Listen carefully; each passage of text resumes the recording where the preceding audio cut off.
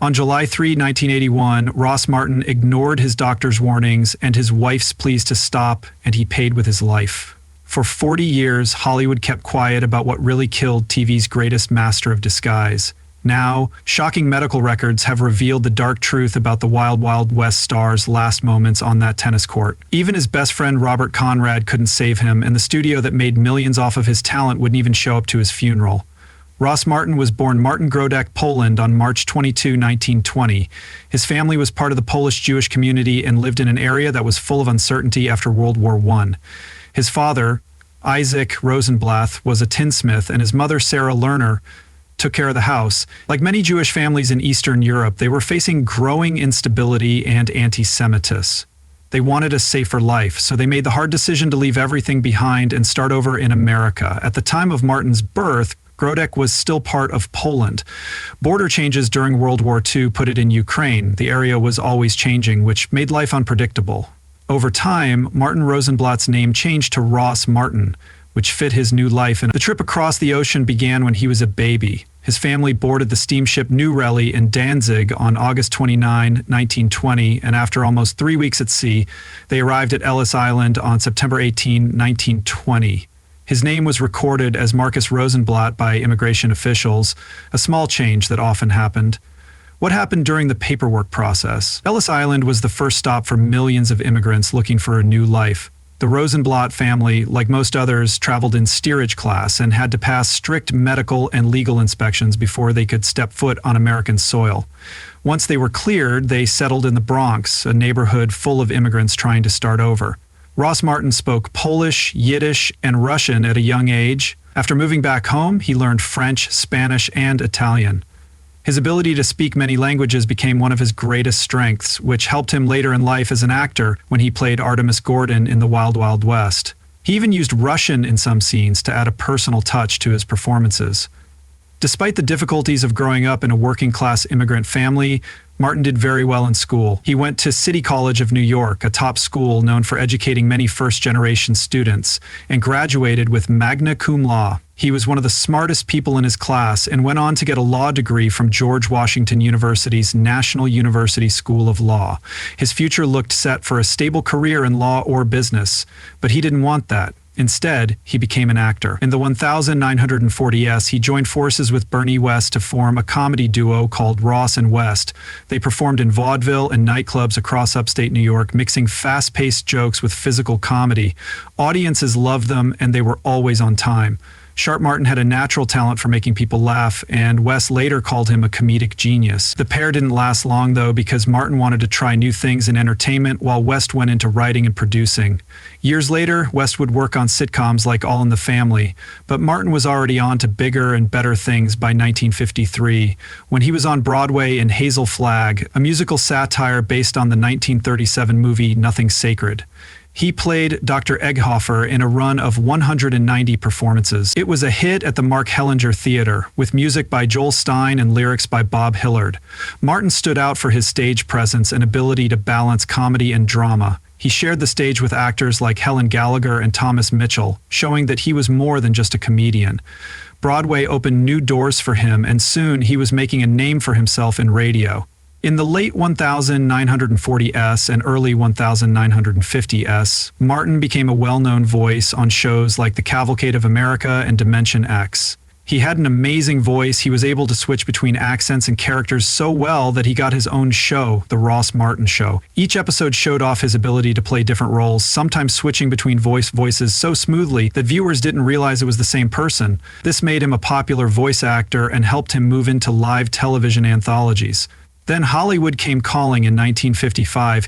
He made his movie debut in George Pal's Conquest of Space, a science fiction epic about humanity's first space race. Journey to Mars, in which he played Sergeant Andrei Fodor, a supporting character with groundbreaking special effects and deep existential themes. The movie wasn't a big hit, but it was a big step forward for Martin. A few years later, he was in The Colossus of New York, another sci-fi thriller. His Hollywood career was picking up speed, and this was just the start of a journey that would last almost 30 years. Ross Martin's big break came in 1959 when he played Indamo in Mr. Lucky, a CBS show created by Blake John Vivian, played a smooth-talking gambler, and Edwards Ando played a quick-witted gun runner. The show took place on a floating casino, which added a mix of adventure and danger. Martin's dry humor made Ando stand out right away in the pilot episode. His smuggling operation goes wrong when police find a hidden stash of weapons on Lucky's boat, and his deadpan, "We are in trouble, I am the one responsible for the gun smuggling," set the tone for his character's sharp wit off-screen. He changed his lines on the spot and even made up his own costumes. In one episode, he dressed as a bartender to spy on mobster and makeup, which would become a big part of his career. The show was praised for its style and humor, but it didn't do well with viewers and was canceled after one season. However, critics took notice. TV Guide said Martin's performance was effortlessly charming, and they praised his ability to switch between accents and personalities. 3 years later, Martin shocked audiences with his performance in Experiment in Terror 1962. He played Garland Red Lynch, an asthmatic sociopath who terrorizes bank teller Kelly Sherwood, played by Lee Remick. It was a huge change from his role as the charismatic Andamo. Martin studied a childhood friend with asthma to perfect Lynch's eerie, labored breathing, and he insisted on doing all of his own stunts, including a brutal garage attack scene filmed in a single take. In one of the scariest scenes, Lynch makes Sherwood listen over the phone as he strangles her co-worker. His breathing gets heavier with each second. Lynch's performance was compared to Anthony Perkins's as Norman Bates in Psycho, and the New York Times called him a masterclass in understated menace. Martin later said that the character inspired him to play Twin Peaks Killer Bob, which earned him a Golden Globe nomination for Best Supporting Actor, which is a rare honor for an actor. He almost turned down the part of the bad guy in a thriller because he was afraid of being typecast, but it turned out to be one of the most important roles of his career. In The Great Race, 1965, Martin showed that he could play a villain who was both funny and scary. He played Baron Rolf von Stupa, an aristocrat who was plotting a coup in the made-up kingdom of Carpia. The movie, directed by Blake Edwards, also starred Jack Lemmon and Tony Curtis, but Martin stole the show every time he came on screen. One of the best scenes is a duel between Martin and Thomas. His character and Curtis's hero, Leslie, with a smirk. The Baron taunts, "I prefer a man's weapon. How are you with a saber?" before launching into an elegant but ridiculous sword fight. Martin's comedic timing was perfect. He even improvised during the famous 10-minute pea fight, a chaotic scene that used over 4,000 pies. Later he joked, "I've never been so deliciously humiliated." Critics loved him. Variety called his performance deliciously suave and noted that he stole every scene without breaking a sweat. The film had a massive $12 million budget, the highest ever for a comedy at the time, and it cemented Martin as an actor who could hold his own with Hollywood's biggest stars. Between 1959 and 1965, Martin proved he could do it all. As Andamo, he was the lovable trickster as Garland Lynch. He was pure nightmare fuel as Baron von Stupa. He was a master of slapstick villainy. His ability to jump between comedy and horror was rare. He credited his multilingual upbringing and legal training for giving him an analytical approach to acting. His skills went far beyond performance. He had been creating characters long before that, going back to his early days in Mr. Lucky Blake Edwards. Once said, Ross could make you laugh, then terrify you sometimes in the same scene. That was his magic. He could be anyone at any time, a gift that made him one of Hollywood's most unique talents. Ross Martin changed what it meant to be a sidekick on television as Artemis Gordon in The Wild Wild West from 1965. To 1969, he wasn't just a backup for James West, he was a genius with gadgets, a master of espionage, and one of the best disguise artists TV had ever seen. His transformations were so convincing that even his co-star, Robert Conrad, often didn't recognize him until the cameras were rolling. Martin designed more than 90% of his own disguises in his dressing room. He would build his looks from scratch using wigs, prosthetics, and detailed costumes the crew never knew what to expect in Night. Of The Vicious Valentine 1967, he played a hunched-over gravedigger with rotting teeth and a latex hump. He looked so different that some crew members mistook him for a background actor. His talent for disguise went far beyond makeup. He completely changed his voice movements and mannerisms for each role, fluent in 8 languages: Polish, Yiddish, Russian, French, Spanish, Italian, German, and English, he could switch accents effortlessly. In Night of the Raven, 1966, he became a flamboyant French magician, adding a waxed mustache and an exaggerated Parisian lil. The show's makeup artist, Ken Chase, later admitted that Martin was more skilled at transformations than most Hollywood effects teams. Martin would sketch disguise ideas on napkins during lunch and then bring them to life himself. The role also pushed him physically in Night. Of The Returning Dead, 1968, he played a disfigured arsonist and had to wear full-body burn makeup for 12 hours. The latex caused severe skin irritation, but he refused to stop filming. His dedication reminded many of Lon Chaney Sr., the silent film legend known as the Man of a Thousand Faces. One of his most surprising skills appeared in Night of the Casual Killer, 1967. During a tense undercover scene, he played Chan's Nocturne in an A Fat Major on the violin. It wasn't just an act. Martin had studied at Juilliard in the 101, 940s, and was a concert-trained violinist. The scene was filmed in one take with Martin playing live on set. The crew gave him a standing ovation. Even the grips were in tears. His musical background wasn't just a fun detail. It became part of Artemis Gordon's spycraft in Night of the Fugitives, 1966. He hid a Morse code transmitter inside a harmonica, tapping out messages to James West during a prison break off-screen. Martin used his violin as a way to relax after intense stunt sequences. He would play Bach during breaks to calm his nerves. Ironically, his classical training almost cost him the role during auditions. Producers thought he was too refined for a Western, to prove them wrong. He improvised a scene where Gordon used a fiddle to distract a saloon full of outlaws. It won him the part. Then, in 1968, disaster struck. On August 17th, while filming Night of the Atini Death, Martin collapsed from a near-fatal heart attack. Doctors found a 95% blockage in his left coronary artery. He was rushed to Cedars-Sinai Hospital, and the show was left without its co-star. Despite everything, his performance never suffered. In 1969, he was nominated for an Emmy for Outstanding Lead Actor, an impressive feat for a show often dismissed as campy. But just as he earned recognition, The Wild Wild West was abruptly canceled on March 12, 1969. CS pulled the plug despite strong ratings. The show ranked number 12 in the Neelan charts. But political pressure forced the network's hand. After the assassinations of Martin Luther King Jr. and Robert F. Kennedy, Congress started cracking down on TV violence. The Wild Wild West became an easy target, even though CBS kept airing the equally violent detective show Manx. Ross Martin was on top of his career when everything changed in 1968 during the 4th season of The Wild Wild West. He suffered a near-fatal heart attack. He recovered and returned to finish the series, but Hollywood no longer saw him the same way. Industry insurers labeled him high risk, and major networks backed away. CBS canceled the show in 1969 due to rising concerns about TV violence, and after that, Martin struggled to find leading roles. In 1970, he was offered the lead in Banyan, a detective series that could have revived his career, but after reviewing his medical records, the producers changed their minds. They went with Robert Forster instead, a younger actor without health concerns. Martin's agent Harry Gold later revealed in a 1975 TV Guide interview that studio executives were direct about their decision.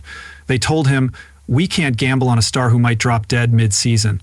Even guest roles came with challenges. When Martin played art critic Dale Kingston in Columbo, suitable for framing in 1971, producers demanded a $250,000 insurance bond in case his health caused filming delays.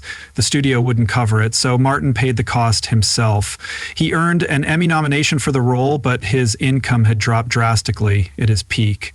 On The Wild Wild West, he made $115,000 per episode. By 1973, he was earning just $3,000 for a single guest appearance. His troubles didn't stop with live-action roles. In 1972, Hanna-Barbera cast him as Dread Paul Williams in Cab 2020.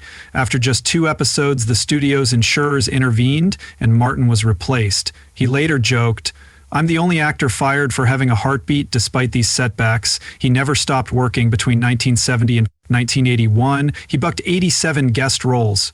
He became the go-to actor for villains, eccentric geniuses, and mysterious masterminds. Hollywood might not have trusted him with a lead role, but his talent was impossible to ignore. He made memorable appearances in Hawaii 5, The Man From, from Unlee and Love American Style, proving he could still own a scene. His ability to transform into any character had been clear from the start. In 1960, he starred in the Twilight Zone episode The Four of Us Are Dying, playing a con artist who could change his face at will. Director John Bram later admitted that Martin improvised 4 distinct accents for the role, including a Brooklyn gangster and a Southern gentleman. None of it was in the script. One of his most unforgettable performances came in Columbo Sue of For Framing in 1971. He played Dale Kingston, a smug art critic who murders his uncle and frames his Aunt Martin, studied real-life art forger Elmire Dorey to perfect the character.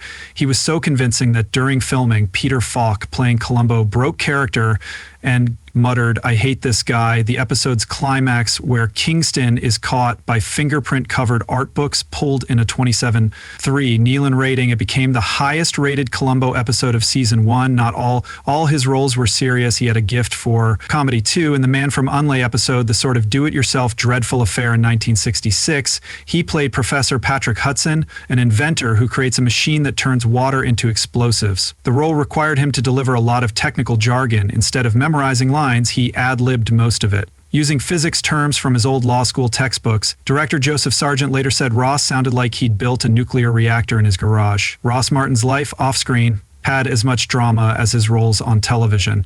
His journey through love and loss shaped the man behind the characters, and every relationship left a mark on him. He married Muriel Weiss on June 17, 1941, in a small ceremony in New York City. At the time, he was studying law at George Washington University while performing in comedy clubs at night. Their daughter Phyllis Rosenblatt was born in 1943 and later became a well-known artist in New York. Martin's career was just beginning, and as he took on radio jobs and Broadway rehearsals, the strain on their marriage grew.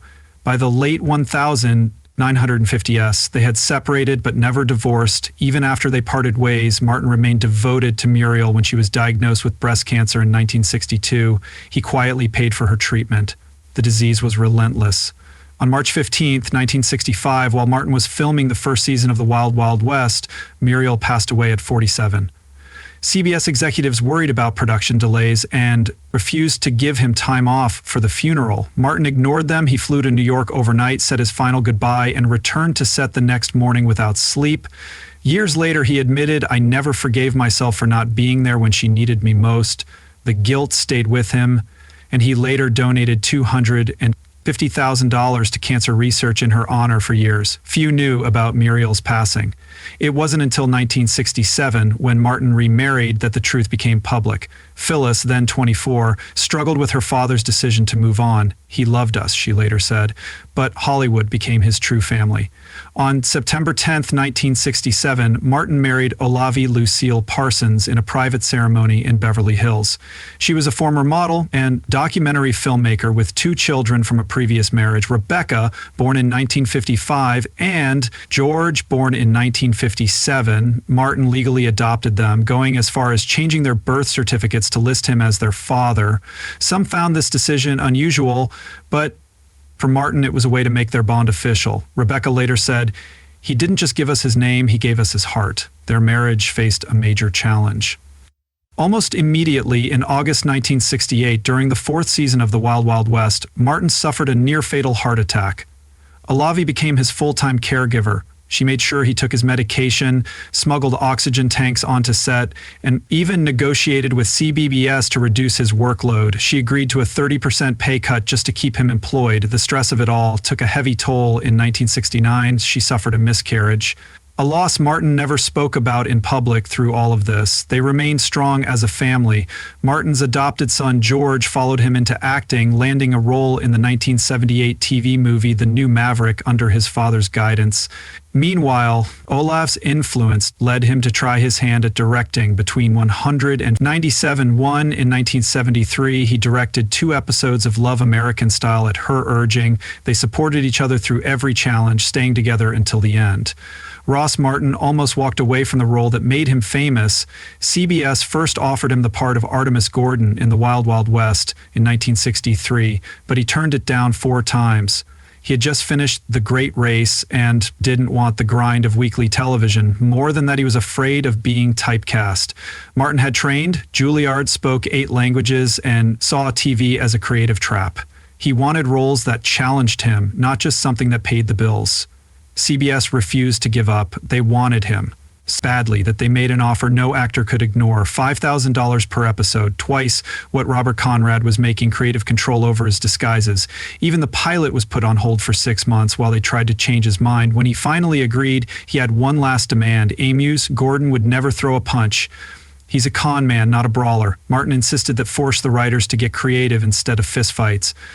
Artemis relied on deception, disguises, and gadgets, like the sleeping gas cigar in Night of the Inferno in 1965. It was a risk, but it worked. The Wild Wild West premiered on September 17, 1965, and within weeks, Martin was getting 3 times as much fan mail as Conrad, but even years later, he couldn't believe how close he had come to throwing it all away. I nearly sabotaged my own career, he admitted in 1978. Thank God Blake Edwards called me a fool and changed my mind. Martin's best work should have been in movies, but one role nearly killed that dream. In 1962, Blake Edwards cast him as the asthmatic killer Red Lynch in Experiment in Terror. It was a terrifying performance, but Columbia Pictures kept his name out of the trailers and posters. They were afraid audiences wouldn't accept the Mr. Lucky Star as a murderer. It was supposed to make the film more suspenseful, but it backfired. Critics raved about Lynch's eerie presence, but audiences were confused. Martin's voice was heard in 70% of the film, yet his name was nowhere to be found. Worse, when he auditioned for other dramatic roles, casting directors dismissed him as a comedy actor. It even cost him a part in The Manchurian Candidate, which went to Lawrence Harvey.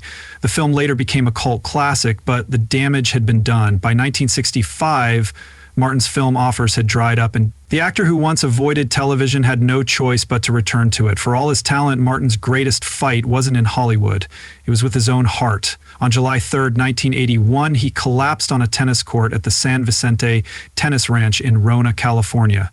It was a cruel ending. He had taken up the sport to prove his strength after surviving a near-fatal heart attack in 1968. He had undergone quadruple bypass surgery in 1975 and followed a strict regimen of exercise, and medication. None of it was enough. Eyewitnesses said he felt dizzy in the middle of a game, staggered toward the clubhouse, then collapsed just a few feet from the entrance. Paramedics arrived in 8 minutes, but his heart had flatlined. Firefighter Art Bale later recalled his wife Olavi was screaming, "Don't let him die." They shocked him twice, but it was no use. By the time they reached Pomerado Hospital in Poway, he was gone. The official time of death was 3:17 p.m. because it was a complete block. Aggie of the left anterior descending artery, often called the Widowmaker. His doctor later admitted we cleared him for light exercise, but his determination outpaced his physiology. Olavi had been just 26 degrees away from his first heart attack. It had been his rock since 1967, helping him through his first heart attack and even sneaking oxygen tanks onto Wild Wild West sets to keep him going in the ambulance. She recited the Lord's Prayer between chest compressions when they reached the hospital. She refused to leave his side for 6 hours, insisting he's just resting. Later, she sued the San Vicente Tennis Ranch for $1,200,000, claiming the emergency response was too slow. The case was settled out of court. Martin had once filmed a nearly identical scene in Night of the Janus in 1968, where Artemis Gordon faked a heart attack to fool the bad guys. Olavi later said the memory haunted her life, imitated art in the worst way. His funeral was held on July 7th, 1981, one at Mount Si Memorial Park in Los Angeles. More than 300 MERS attended, but there were no speeches, no grand eulogies, just a rabbi reciting Kaddish. Robert Conrad was there, shaken. Blake Edwards later said Ross deserved a send-off as grand as The Great Race, but that wasn't his style. Hollywood barely reacted, only Variety. And The Hollywood Reporter ran proper obituaries. CBS, the network that once paid him more than its lead star, sent no. Representatives Conrad was furious. They canceled his show for being too violent, then ignored the man who made it, art. Even his death certificate added insult to injury. It listed his occupation as actor retired, even though he had filmed a Love Boat episode just 3 months earlier. But fans never forgot. Every year on his birthday, they still visit his grave at Mount Si, leaving tiny violins as a tribute to his most famous role. Leonard Maltin summed it up best. Ross Martin didn't just die, Hollywood lost a piece of its soul old that day.